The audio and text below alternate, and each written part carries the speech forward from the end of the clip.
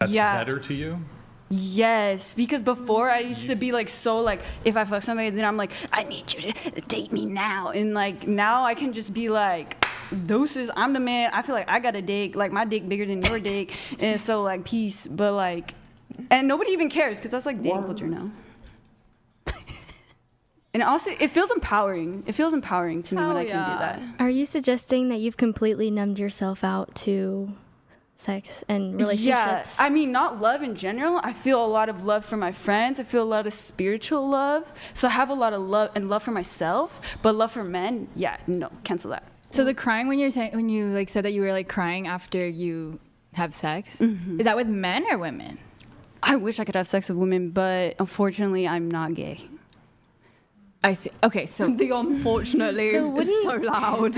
Wouldn't loving yourself actually want to treat yourself better and not put yourself through an emotional experience like that and ruin a potentially very good thing? See. Loving myself meant being okay with being alone. Because for so long, like if I was alone, I've had so much anxiety. I want to fucking kill myself. I want to do like, I just think about dying over and over and over whenever I'm alone. And so learning how to love myself meant like spending enough time alone and doing like so much mental work. And like every night I'm like watching Buddhism videos. Every night I'm like trying to watch hypnosis videos. Every night I'm like learning, studying. I'm going to school for psychology. I'm doing all this stuff to try to better my mental. So I'm okay with being in my own skin. Well, the part that confuses me, if like maybe you could just explain a little, is like you said that you felt empty and that's why you were crying after sex. But now you're like, I'm trying to disassociate from it and not have any emotional connections. So that, to me, is emptiness and why you would be feeling that way. So it's a fact of embracing the thing that I was so scared of. Like that's why honestly I feel like I do a lot of things that scare me, because when I do that, it fulfills this part of me of this fear I have. It like gets you past it. Yes, if I can embrace that fear and become it fully, then I'm not scared anymore. What kind of things are you doing that you're scared of? Not too much anymore. That was like a lot of stuff I was doing in the past, but honestly, a lot of stuff I was scared of is just like even moving here and coming here, like it took leaving my whole life, my whole family, not coming here with any money. I was like, like couch hopping at first, like, doing things where I didn't know what was gonna happen to me, going to men's houses that I didn't know was gonna happen to me. But once I did it and realized I'm gonna be okay. I'm gonna be okay no matter what, like, because the universe takes care of kind people. And so yeah, just doing anything and everything I'm scared of, even stuff like going to school or like going to work every single day, like yeah. What about you crying after having sex was scary to you? Like what was it that was scary? I wish I knew the real in-depth part, but I think just like when you're bipolar and have BPD, your emotions are on 10, like, and maybe a normal person would feel like a little bit, but because of like some sort of stuff from your childhood past, maybe you, or even just genetically, like I felt so much emotion in that point in time, so much anxiety, like it's just coming out. Would you be willing to concede that emotion, surge of emotion might be because you weren't confident that what you were doing was good, because you kept on trying to fill the emptiness with more empty sex? Yeah, I was definitely looking for love in all the wrong spot, for sure. I agree. You think it was like a form of self-harm? Like sex, meaningless sex? I don't think sex inherently is self-harm. I think it's just as natural as blinking and farting, you know what I'm saying? No, I mean like for you. For me, because I wouldn't say I regret any of the things I've done in my life ever, because they make me who I am, and I love who I am. So even if I've done mistakes in the past, I like acted certain types of way, I just forgive myself every time, because Do you regret robbing people? No. Why? I mean, if I had robbed nice, kind people, I would have regretted that. But these men were crusty, musty, dusty, crusty cretins. How long did you talk to them before robbing them? Usually I hit them up like the day before, and then I'm there, or like the weekend. I don't know.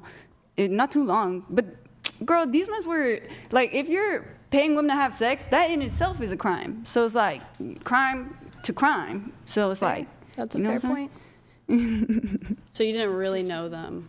No, not at all. Would you cry when you had sex with them? Like the usually ones I that were cry in the paying Uber you? there, but once I have the money in hand on the way back, I'm like, Are you sure it's not like a form of self-harm?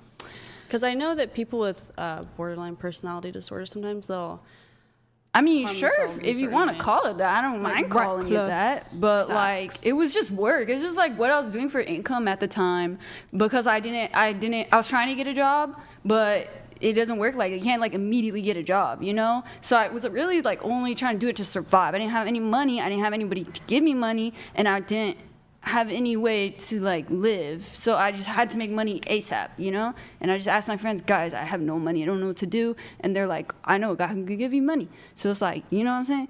So, but now that I've had time to apply and get a job, I would rather work because I didn't like crying in the Uber on the way there. Some girls are very strong, you know? I'm a pussy.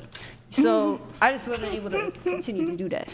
So you put yourself through emotional turmoil just for the sake of money? I mean, there's always a way to make money without compromising morals. No, I definitely did it because, so like when you have bipolar disorder, so a part of it is that your fight or flight is like ready to go a lot, but you're sitting down, you're being still, so you feel like anxious, and so like a lot of times I would do dangerous things to match how I feel inside, and then it would make sense to me as to why I was feeling so amped up, and so like I did it to match my reality. It's called cognitive dissonance. Wouldn't you, I feel like maybe having maturity, emotional maturity would be able to have those emotions and not act out in such rash ways, is have the emotional Yeah, maturity and also for that. being able So- to actually feel the emotion and sit with the emotion and not do anything to try and push it away. That's what I practice. Well, yeah, that's cognitive dissonance. Yeah. But I did have to go through 7, 8, 9 years of doing it the other way to even care enough about myself to want to do it in a different way. I have a question for you. Have you ever, and excuse me if this is rude, have you ever been medicated? Oh yeah, for sure. And were you medicated when you were doing sex work? Kinda. I was like really bad at taking it, so like not really. But also they had put me on like the craziest, most like heavy dose stuff where like if I took it, I was like a robot. I didn't think any thoughts. But now I'm on like a very low dose, and I think it's because I was so bad at taking it that it wasn't working. But now that I've been taking it for a long time, I feel a lot better. You feel more stable now? Yeah. That's good. I mean, that makes sense. Your brain is like the most powerful thing, and you can convince yourself of anything. So if you're That's not so right true. there, so many other things follow that. That's so true. If you, because I know you said earlier you were telling us how like you sucked at OnlyFans. Which, Oh yeah. it was so okay, bad. if you were like really good at it though, like let's say like you were popping on OnlyFans, would you quit your job now? Fuck, I might have honestly because like I'm so ADHD, bro. Like that stuff was like it was just like, I don't know. Actually, no. Money is a motivator. I probably would have kept doing it. I don't know. I can't say for You can sure. do both. No, right. Well, I my coulda did thought both. was you got shouted out by Elon Musk, so Oh, your that is popularity crazy. had to have gone up, which Bro, would it have. didn't. I didn't Really? get What no was the new post? followers. What was the Yeah, what was that? It was like, oh, do you think white people can be racist or some shit? And then I was like, oh no, it was like, do you think you're being racist towards white people? And I was like, no. And then Elon Musk was like, oh, but white people were slaves first. And I was like, nobody really cares though. I mean, that is true, though. What? Nobody really cares though. Yeah, think about it. If you're in a room and you say like white people are slaves first, I doubt anyone's gonna be like, I'm so sorry. You know what I mean? Like, Well, we're in the United States. I don't think. Well, it's have white probably people ever because been we don't care enslaved about in the US? reparations. Wait, so hold on. Yeah, they were. Like a small portion. They were. Like every race has, so it like. Wouldn't But I this, do think white was wouldn't that first. I point have no towards idea. a privilege if black people complain about the racism that they experience and it gets cared about? Wouldn't that point towards a sort of privilege But But look at all the shit that they be having to go through in ghettos. In ghettos, that's primarily black. Like, all that shit stemmed from fucking slavery. But, like, yeah, there's white people in ghettos too. But, like, it's just not as much statistically. You know what I'm saying? I strongly disagree with that. I feel like you end up in life where you are based on your choices. Everybody has a choice every single day to do all different things. Like, the family that I came from, I don't feel as though my life reflects how I grew up. So it's choices. I mean, everybody has their own resiliency. You know, I see the same thing, like, especially in my new job now, I see kids who, like, you have come from these broken homes and they're like, I want to be better, I want to be doing this. But there's a lot of kids that who also are like, I'm fighting, I'm this and that. Well, it goes one of two ways, right? You either see how your parents are in the life that you're living and you either follow the path, or you say, this is not what I want, and you go the opposite direction. It is really hard, though, for a lot of those kids that are coming from households and to go that opposite direction, because It's all that hard. they're seeing is one thing. So it's really hard for them to go and seek that help, because everything that they're doing right now they think is right. So that's why I would say I think it is not impossible, though. No, of that's course the it's not beauty of the impossible. A lot of people, American yeah, it is the American dream, but a lot of people are born into families where they are set back, way more set back than a lot of other people. Well, we believe in it. We don't believe in equity. So if you believe in equity, then that would make sense, that line of thinking. But because we believe in equality and not starting from the same point, but the end goal is the same point. Yeah. You shouldn't booster somebody who, yes, may be less privileged, but that's their choice to rise above. Okay, then let me ask you a question. Do you think it's more respectable of someone who was born a millionaire to end up with still $1 million, or somebody who was born with $0 and ends up with $1 million?